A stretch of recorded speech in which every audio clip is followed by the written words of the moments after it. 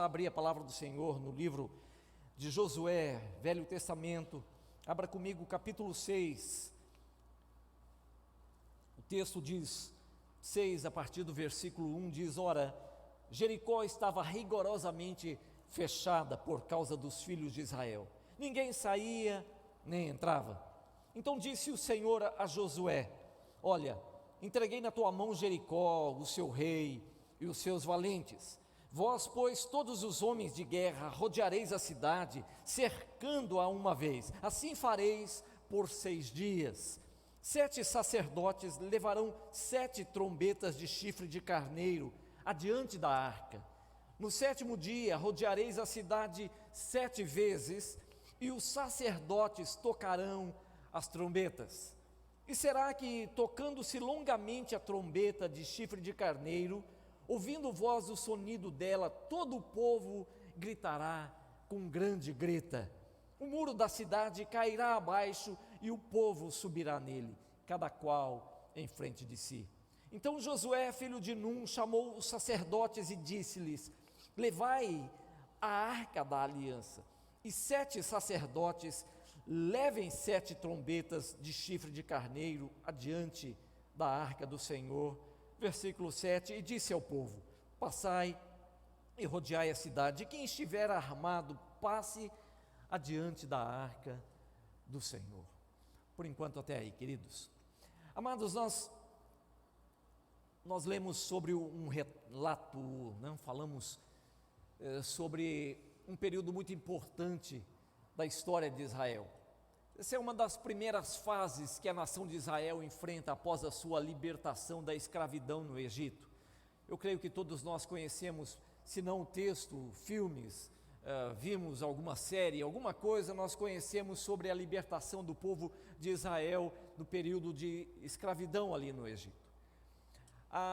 Deus levantou um homem chamado Moisés, um grande líder, um excelente líder. Esse homem, na dependência de Deus, ele pôde trazer aquele povo, tirar aquele povo da escravidão e os conduziu pelo deserto após a travessia do Mar Vermelho. Essa era a primeira fase de Israel, a libertação e, por assim dizer, figurativamente, profeticamente, o batismo. A travessia pelo Mar Vermelho simboliza o batismo de todo o povo, de toda a nação de Israel. Agora, Israel passaria por uma segunda fase.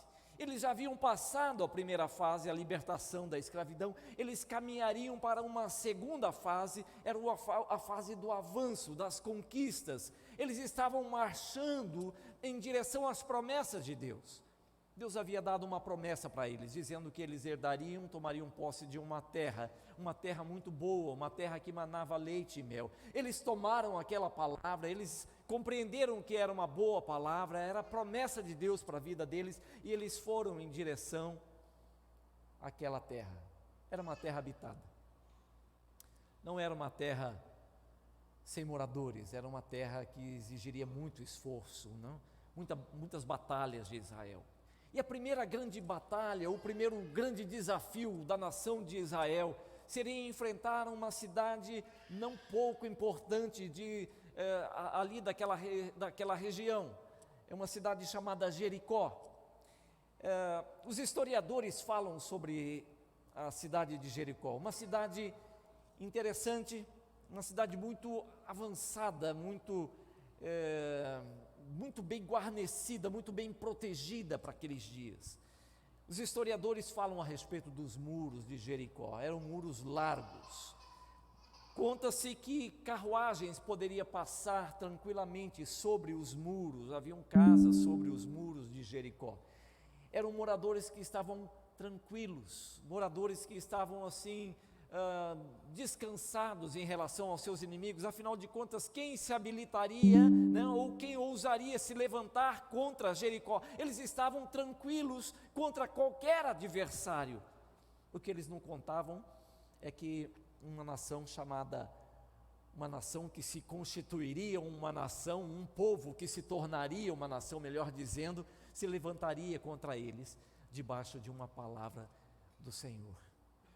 Sabe, queridos, O que nós aprendemos, com essa transição da primeira fase para a segunda fase, é que nós podemos, o homem de Deus, ele debaixo de uma palavra do Senhor, ele pode se levantar contra situações que humanamente falando, são situações que poderiam facilmente derrubar qualquer um, mas quando você tem uma palavra de Deus no seu coração, você se rejuvenesce em Deus, você encontra dinamismo em Deus, força em Deus, renovação em Deus, e você vai para cima.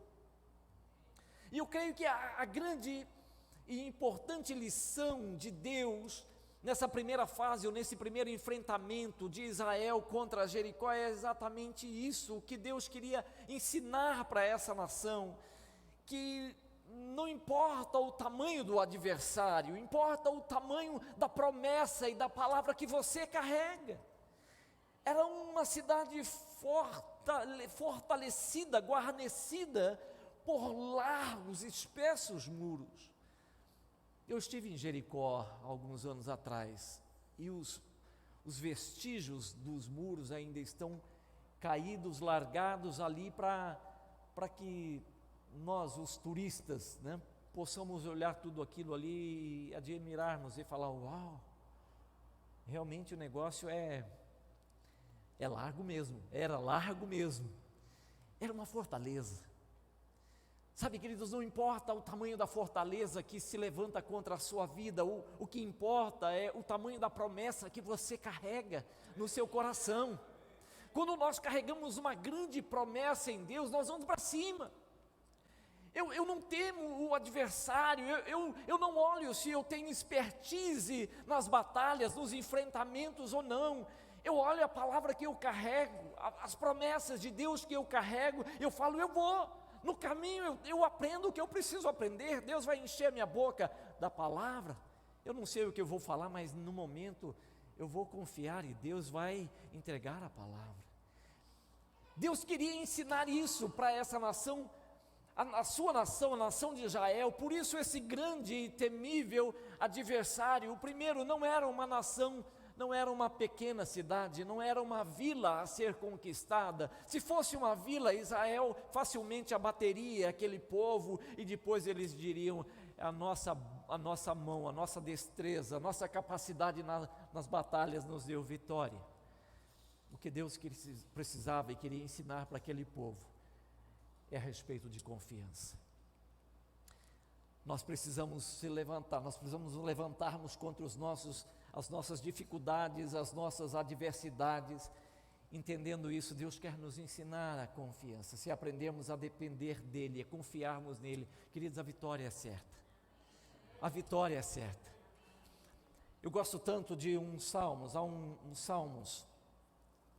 Esse Salmos, ele diz assim: aquietai-vos e sabei que eu sou Deus. Salmos 46, versículo 10, para aqueles que gostam de anotar, Salmos 46, versículo 10 diz: aquietai-vos e sabei que eu sou Deus.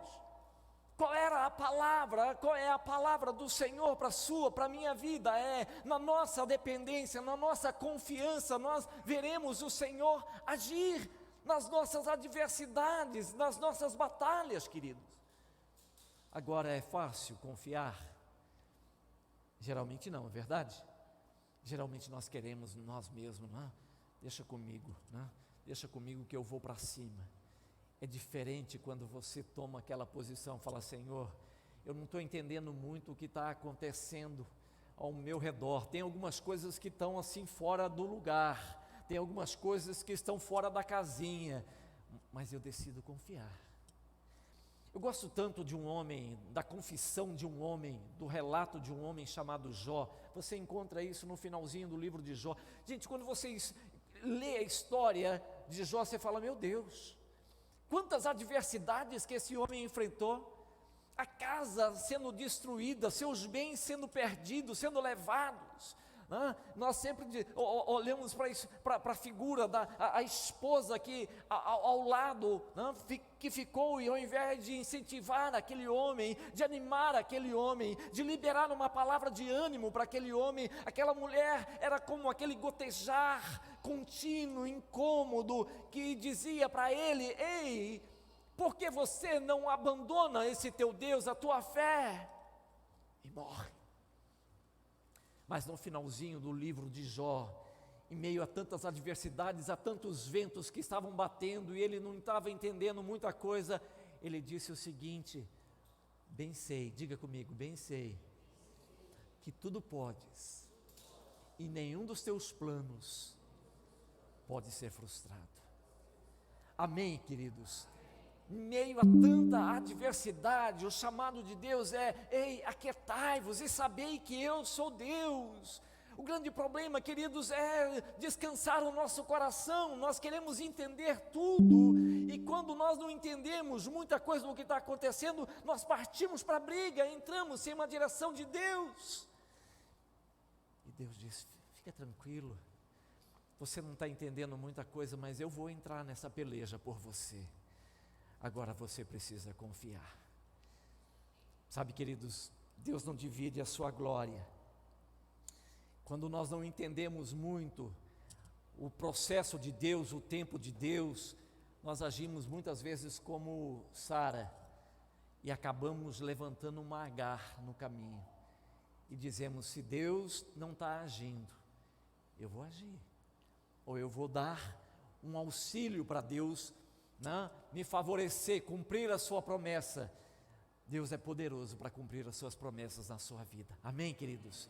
Queridos, eu creio que um homem de Deus, uma mulher de Deus, alguém que teme o Senhor, que confia, que ousa crer, que ousa confiar, ele pode ir para cima. Jericó não vai resistir. Queridos, Jericó, eu vou repetir, Jericó não resiste o poder de um homem cheio da graça, cheio da unção do Espírito Santo, e que decide confiar no Senhor com toda a sua força e com todo o seu entendimento. Amém? Pastor, em que área? Em que área? Oba, em que área?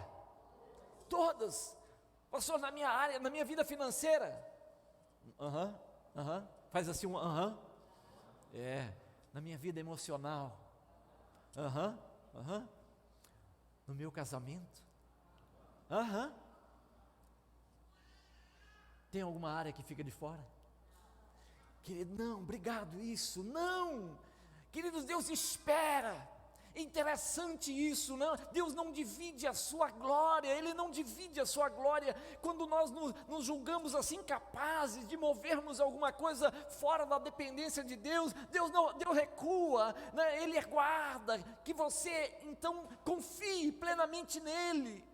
E quando você confia, e essa é a grande lição, queridos, que Deus precisava ensinar, essa é a primeira batalha de Israel contra a poderosíssima Jericó, e Deus queria ensinar isso: vocês vão conquistar uma terra, mas não será na força do braço de vocês, será na medida da qualidade, da dependência e da confiança de cada um de vocês. Uau! Amém, queridos? Aleluia! Aquela batalha seria totalmente diferente. A confiança em Deus seria a chave para aquela conquista. Eu creio que Deus levou Israel para enfrentar Jericó, porque Ele tinha algumas lições poderosíssimas para entregar para aquela nação que se envolveria em tantas e inúmeras batalhas. A segunda batalha, lógico, nós não falaremos aqui, a segunda batalha, eu creio que Israel havia desaprendido essa primeira, e eles partiram, saíram da luta, da guerra, da batalha contra Jericó poderosa, e foram guerrear contra uma vila, um lugar chamado Ai, uns 3.500 moradores. Quando eles viram aquele povoado, aquele pequeno povoado, eles disseram: nem mande todo mundo não, manda umas poucas pessoas, uns poucos guerreiros ali, né? Porque afinal de contas, olha o nosso adversário. Queridos, eles levaram o maior coro daquele povo, eles voltaram humilhados dali, né? havia pecado no meio do povo, é uma outra situação, não vamos pregar hoje à noite sobre isso, mas porque o coração daquele povo se elevou, eles acreditavam que eles poderiam ir na força do próprio braço. Não, Deus queria ensinar lições poderosas, e Jericó se tornou uma sala de aula em pleno ar livre, e ao vivo e em cores eles estavam aprendendo lições poderosíssimas em Deus. Eles precisavam aprender, diga comigo, eles precisavam aprender sobre confiança, mas eles precisavam aprender também sobre disciplina. Deus entregou um plano para Israel, e um plano poderosíssimo para que eles pudessem lograr êxito naquela batalha contra Jericó. Mas todo o povo deveria ser chamado e deveria aprender essa lição poderosíssima chamada disciplina. Queridos, eu até acredito, quando eu estava estudando e vendo o posicionamento que Deus exigia daquele povo, falei, meu Deus do céu, eu fico imaginando a luta de muitos deles, porque Deus envolveu todo mundo.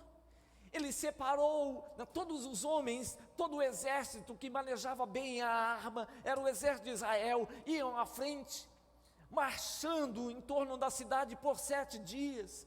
Ele separou 7 homens para conduzir uma trombeta de chifre de carneiro, o shofar. Eles tocavam por 7 dias, rodeando a cidade e tocando o shofar. Ele separou um povo para carregar a arca da aliança, iria com eles, e todo o povo também os acompanharia, mas em silêncio, 7 dias rodeando. Eu fico imaginando Deus exigindo o posicionamento, não, o povo, cada um tomando a sua posição, ninguém atropelando ninguém, né? Ninguém olhando o posicionamento de alguém, falando assim, eu toco um instrumento melhor do que ele, não, eu sei tocar um shofar mais bonito do que ele, eu manejo a espada não. Cada um tem o seu posicionamento, tem o seu horário, não é assim, vamos levantar, que hora que nós vamos? Eu posso levantar mais tarde, eu não dormi bem à noite, dá para a gente fazer essa volta meio-dia, eu estava querendo dormir. Querido, havia disciplina, horário, posicionamento, Deus estava exigindo daquele povo. Deus deu uma ordem específica, quando chegar o momento, na última volta, são 7 voltas, no 7º dia, na última volta, depois das trombetas, todo o povo deve gritar. Eu estava olhando isso aqui, eu estava imaginando, falei, meu Deus, deve ser disciplina, é uma palavra que não desce bem a garganta de muita gente, principalmente nos dias atuais, onde nós estamos assim cultuando, de alguma forma, a liberdade. Nós cultuamos demais, hoje se cultua demais essa expressão liberdade. O homem quer liberdade, não é verdade? Nós queremos liberdade, a mídia está aí, investindo pesado para isso, os filmes estão mostrando isso aí, eles produzem cenas lindíssimas, cenas cinematográficas, assim um cara bem malhadão, bombadão, uma mulher bombadona, uma praia, uma cena assim, você fala, uau, viva livre, seja feliz e descubra como ser livre e feliz. O mundo não pode esperar. Sinônimo de felicidade é o quê? Fazer o que bem, entendemos? É isso que é pregoado, não é, queridos? Eu sei que para muita gente é uma luta, uma dificuldade terrível isso aí, essa questão da disciplina. Isso soa como um tormento aos ouvidos de muitos, afinal são poucos os que tiveram o privilégio de crescer com esse valor na educação. Quando nós olhamos a palavra do Senhor, eu encontro Paulo lá em Coríntios dizendo assim, eu esmurro o meu corpo e eu o reduzo à escravidão, para que depois de ter pregado a muitos, não seja eu mesmo desqualificado. Paulo está dizendo, ele diz, o atleta em tudo se domina, o atleta em tudo se domina. Aqueles para receber uma coroa, uma medalha corruptível, nós porém, uma medalha, uma coroa incorruptível. Ele diz: eu esmurro o meu corpo e eu o reduzo à escravidão. Para quê? Para que depois de tanto tempo, depois de ter caminhado tanto, eu não venha a ser desqualificado, eu não venha a ser colocado ao lado, à margem do processo. Sabe, queridos, Paulo não tinha nenhum problema em relação ao corpo. Ele não olhava o seu corpo e falava: cara, que corpo ruim, que corpo feio o meu, eu vou me agredir, um autoflagelo. Não é nada disso. O espírito estava pronto, mas o corpo precisava acompanhar o processo do crescimento do seu espírito, que ansiava, que anelava por Deus. Paulo diz: eu não quero ser desqualificado, por isso eu me sujeito, eu disciplino o meu corpo. Sabe, queridos, por entender que a disciplina é o alimento básico de homens vitoriosos, de uma geração que caminha em vitória, nós disciplinamos o nosso corpo e nós vamos para o tempo, nós tiramos o tempo para jejum, sim. Nós estamos orando e oramos nas madrugadas, como fizemos nesses 21 dias, sim. Nós nos reunimos aos domingos à noite, nesse lugar, domingo após domingo, para receber uma palavra de Deus, para cantarmos, para celebrarmos, para orarmos uns com os outros, para buscarmos clareza da parte de Deus, entendimento da parte do Senhor. Sim, nós estamos disciplinando.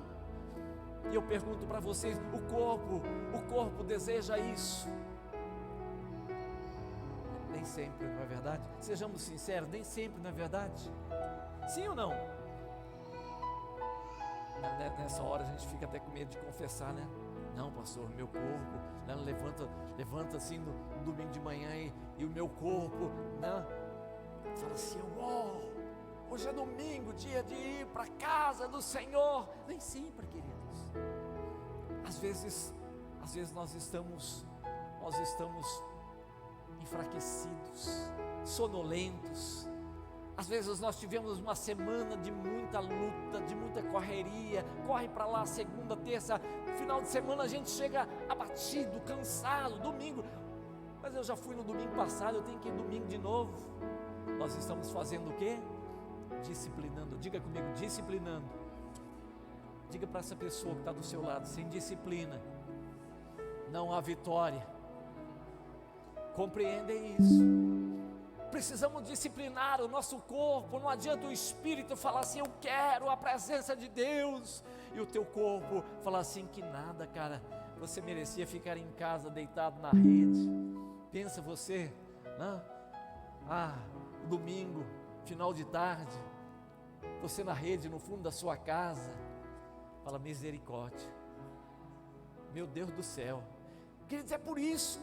Você sabe que é uma das primeiras grandes lições que eu aprendi quando me converti há 36 anos atrás. O homem que me discipulou, entre tantas coisas que ele entregou, que ele depositou no meu coração, uma delas foi disciplina.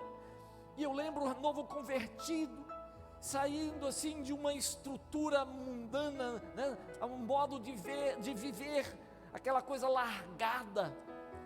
Santo Deus, fui tomar posse num lugar próximo, fronteira com o Paraguai. Eu sempre brincava com o pessoal: alguém que saiu da bebedice, né, de uma vida desregrada, era mais fácil eu abrir a torneira da pia da cozinha de casa e ver assim, bebida alcoólica saindo, né? Eu morava numa república, às vezes não tinha água, mas o que não faltava era bebida alcoólica ali.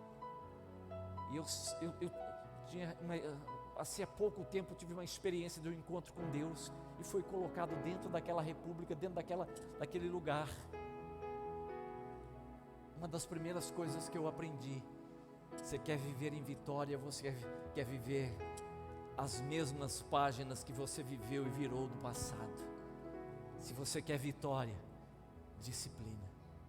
E muitas vezes eu ia para o meu quarto, eu não sabia porquê, eu não tinha força, eu não tinha ânimo, mas uma coisa eu sabia: se eu esmorecesse, eu iria reescrever, repaginar a história de fracasso do passado.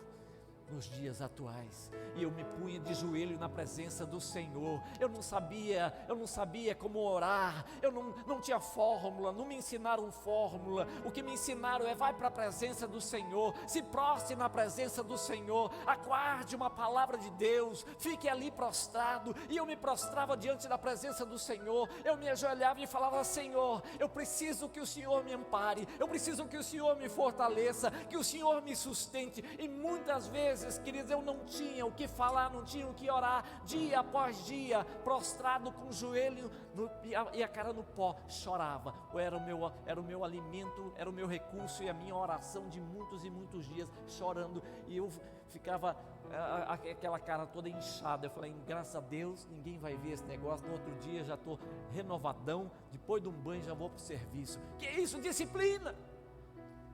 36 anos depois eu vejo o efeito desse negócio, e eu vejo tantos homens de Deus com quem caminhei, tantas pessoas com as quais caminhei desde o início, que acreditaram que isso era uma exigência, isso era legalismo, isso era demais, não era necessário esse negócio. Deus está nos visitando de uma outra forma,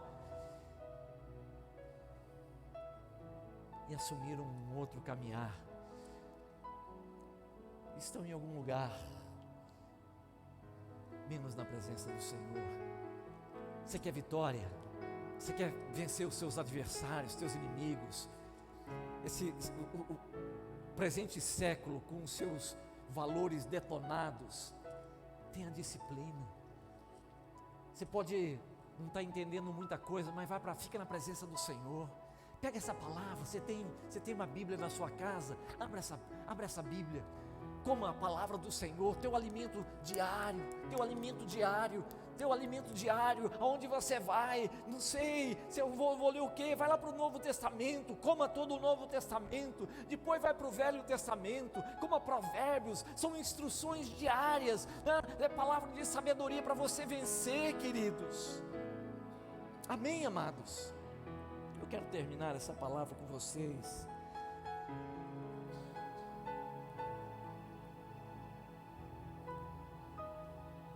dizendo que a última lição que o povo, a nação de Israel deveria aprender naquela batalha contra Jericó é o grito da fé ou o brado de vitória. O grito da fé ou brado de vitória era a última lição que eles deveriam internalizar naquela batalha contra Jericó. Deus havia dado uma palavra, um plano, entregou um plano para eles. Ele disse: vocês vão rodear a cidade por 7 dias. No último dia vocês vão dar 7 voltas. Todos os dias, os 6 dias eles dariam apenas uma volta, e os 7 homens iriam tocar a trombeta do chifre de carneiro por 6 dias. No 7º dia eles dariam 7 voltas.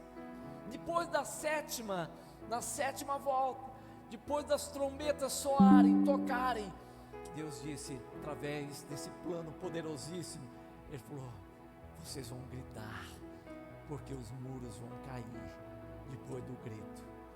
Queridos, deixa eu perguntar para vocês: quantos de vocês gostariam de tomar parte numa equipe de guerra, de batalha como essa?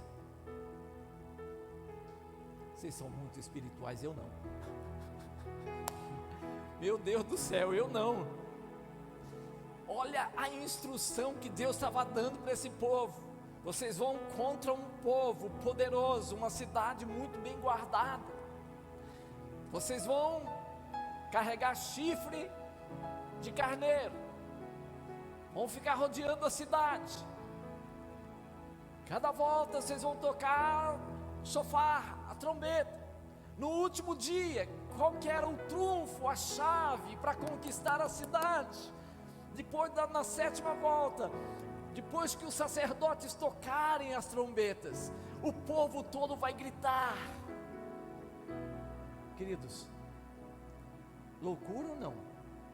Só eu que estou olhando esse negócio. Loucura, não? As estratégias de Deus são loucas aos olhos do mundo, sim ou não? Gente, as estratégias de Deus são loucas, exige fé. E Deus está dizendo: os muros só vão cair depois do grito. Ou seja, A chave da vitória estava em você liberar aquele grito de vitória, aquele grito de fé na última volta. Por 6 dias eles estavam numa gestação de fé tremenda, poderosa. 6 dias rodeando aquilo, tocando o chifre de carneiro, tocando o shofar, né? E eles estavam rodeando e crendo. Vai chegar o momento no 7º dia, onde nós conquistaremos a cidade. Isso é chamado de gestação da fé. Mas no 7º dia eles deveriam gritar. Isso é tomar posse por antecipação. Eles estavam liberando o grito da fé antes que eles vissem os muros caindo. Eu creio que alguns de nós nessa noite, necessitam liberar um grito de fé. Eu creio que alguns muros estão resistindo ainda na sua vida. Sabe por quê? Porque você tem caminhado, você tem rodeado bastante, você tem mapeado alguns lugares que você pretende conquistar, mas você caminha de forma tímida. Você até rodeia, você até solta um som de vez em quando, né? Bom é louvar ao Senhor. Senhor, eu te amo, eu dependo do Senhor. Mas é uma canção apenas, não é um grito de fé. O que Deus estava exigindo daquele povo era um brado de vitória. E é o que nós vamos fazer nessa noite, nesse lugar, aqui, em nome de Jesus. A equipe de louvor pode vir para cá. E você se prepare, você pode se colocar em pé. Se prepare, eu quero vocês aqui à frente.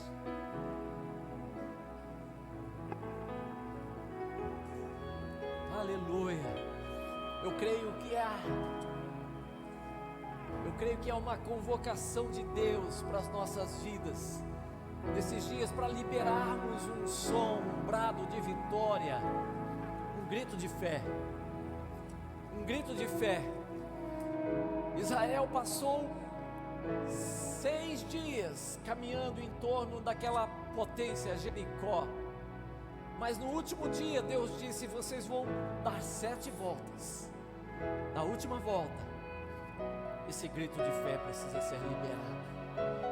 Às vezes eu vejo tantos homens de Deus, tantas mulheres de Deus orando, passam anos orando, crendo por algo, mas nunca liberam a sua fé, ou seja, nunca declaram em fé, algo que pretende colocar as mãos, né, como uma antecipação de uma promessa de Deus. Entendam bem, Israel, eles saíram da escravidão, foram libertos pelo poder do Senhor, estavam caminhando agora em direção à terra prometida, debaixo de uma palavra do Senhor. Eles queriam conquistar, diga comigo, eles queriam conquistar as promessas de Deus. E Deus entrega o primeiro metro quadrado da promessa, a primeira cidade, melhor dizendo, Jericó. Eles, para conquistar, eles não conquistariam se eles apenas rodeassem aquilo ali com as suas canções. Eles precisavam gritar. Eu lembro de um texto, eu vou ler com vocês, não precisa abrir comigo, mas há um texto lá no Evangelho de Lucas, capítulo 18, que fala a respeito de um homem, um cego, que estava à beira do caminho pedindo esmolas, e ele ouviu o barulho de uma multidão. Ele perguntou o que era aquilo, e a multidão então disse: é Jesus que estava passando.